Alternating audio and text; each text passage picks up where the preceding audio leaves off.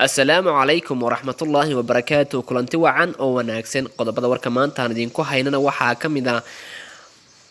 ra'iisul wasaaraha Britain oo ku dhacay xanuunkan COVID-19 qodobada kale warkaan idinku haynana waxaa kamida Japan oo dhamaanba xayiraad saartay socodka gaadiidka iyo wixii dibadda uga iman jiray dhamaanba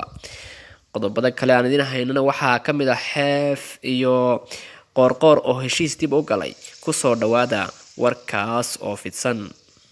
aan ku bilowno ugu horeysiinay taariikhdu maanta waa 2020 bisha afraad lixdeeda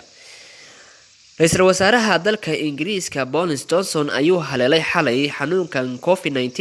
ee safmarka ah ee faraha ba'an ku haya adduunka Bonis Jonsson ayaa xalay la dhigay isbitaalka saacadu markay 9:10 daqiiqo markii la sheegay inuu kacay xumadiisa ama temperature-kiisu Bonis Jonsson oo la hadlay bulshada ayaa sheegay in imika waan ladanahay aad iyaan u fiicanahay dhamaanba dadka i taageera iyo dhamaanba asxaabtayda saacado badan oo kooma ku jiray waan ladanahay imika aad ayaan u fiicanahay Bonis Jonsson oo ka hadlayay arrintan ayaa wuxuu yiri saacado badan oo dhibaataysnaa imika waan ladanahay laakiin waxaan u baahanahay ka hortag la taaban karo Donald Trump oo ka hadlay arrintaas Bonis Jonsson ayaa yiri dhamaan waan u ducaynaynaa Bonis Jonsson ra'iisul wasaaraha dalkaasi Britain Donald Trump wuxuu sheegay inuu aad uga naxay markii uu maqlay Bonis Jonsson oo xanuunsanaya ama uu xanuunay xanuunkani wuxuu sheegay inay dhamaanba u ducaynayaan Bonis Jonsson iminkii haddana eegno madaxweyne qoorqoor iyo geelle xeef heshiiskii dhexmarayna wuxuu u dhacay sidan بسم الله الرحمن الرحيم الحمد لله رب العالمين maanta waa maalin aad iyo aad qiimo badan ugu leh galmudug runtii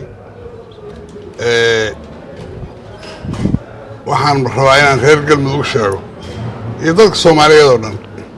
alkhilaafu fitna walfitnatu ashaddu min alqatl qof kasta intaas calooshiisa galiyaa la rabaa waxaan soo rutinay iyo waxaan wax badan ma aanan maqlayn xoogaa yar bay ayado kululaysay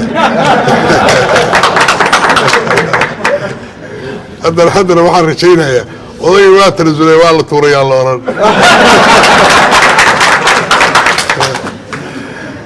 aad iyo aad baan idinku mahadnaqayaa soo dhaweynta madaxweynaha iyo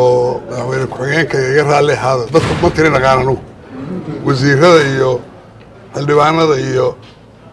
saxaafadda iyo ummadda carrada joogto oo dhan kulligiin aad iyo aad baad mahadsantihiin sida quruxda badan noo soo dhaweyseen 60 kilomitir baad naga soo dhaweyseen arrin sahlan maaha ilaahay waxaan ka rajaynayaa galmudug inay raysato dadka kulligood galmudug inay raysataan loo baahan yahay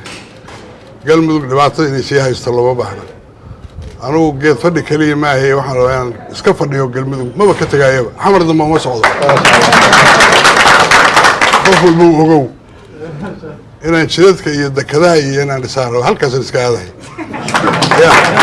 ayadana waxaan rabaa ha laygu soo taakuleeyo rag badan oo meesha joogow war igu soo taakuleeya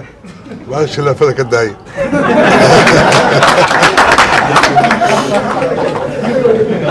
warku waa inoo dambeeyaa habeen dambe iyo mar baan xaflad dhigan doonaa aan maaragtay si fiican u kaftanno aad iyo aad baad u mahadsantihiin galmudug waa mid laba maaha saacaddan laga bilaabo aad iyo aad baad u mahadsantihiin rag badan oo meesha jooga oo aan dareen ka qabaa waa jiraan iga raalli ahaada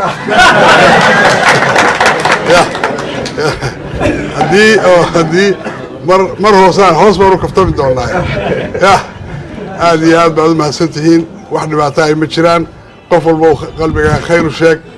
ha la shaqeeyo asalaamu calaykum waraxmatullahi wabarakaatu